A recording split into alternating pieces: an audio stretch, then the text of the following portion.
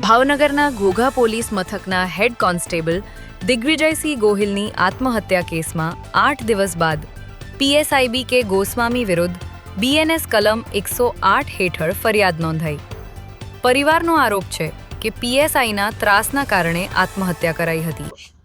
સૌપ્રથમ તો મારા સર્વ ક્ષત્રિય સમાજના ભાઈઓ અને શ્રી કરણી સેનાના બધા જ આગેવાનોને ખૂબ ખૂબ આભાર અને હું દિલથી વ્યક્ત કરું છું કે અમારી માંગણી હતી પરિવારની અને જે સાહેબના ત્રાસના કારણે મારા ભાઈએ અવળું પગલું ભર્યું હતું તે માણસની સામે આજે કાયદેસરનો ગુનો નોંધાયો છે, એફઆરઆઈ થઈ છે અને હજી હું એવી જ આશા રાખું છું કે એમાં યોગ્ય પ્રકારની કાર્યવાહી આગળ થાય અને એને કડકમાં કડક સજા થાય અને એના જે ઉપલા અધિકારીઓ છે એ પણ સહકાર આપી અને એ માણસને જે પણ કાંઈ મારા ભાઈને માનસિક રીતે ત્રાસ આપી અને એના મૃત્યુના જવાબદાર છે તેને જે એમાં લાગુ પડતા હોય એ બધા જ કાયદાઓ ને પ્રમાણે એને સજા કરાવે।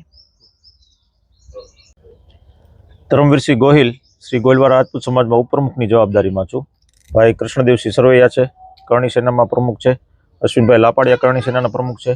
રવિરાજસિંહ ગોહિલ છે ખદર પર, એ પણ કરણી સેનાના સદસ્ય।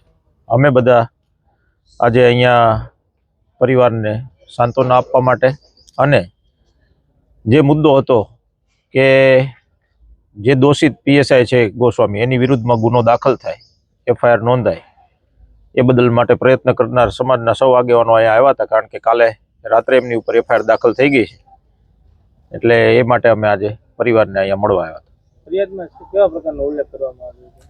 ફરિયાદમાં સીધો જ ઉલ્લેખ છે કે સ્વર્ગસ્થ દિગુભાને એનકેન પ્રકારે ટોર્ચર કરી અને એમની આત્મહત્યા સુધી એમની માનસિક પેલી પરિસ્થિતિ આવી જાય ત્યાં સુધી એમની ઉપર ટોર્ચર કરવામાં આવેલું છે ગોસ્વામી દ્વારા, એ જ ફરિયાદ છે।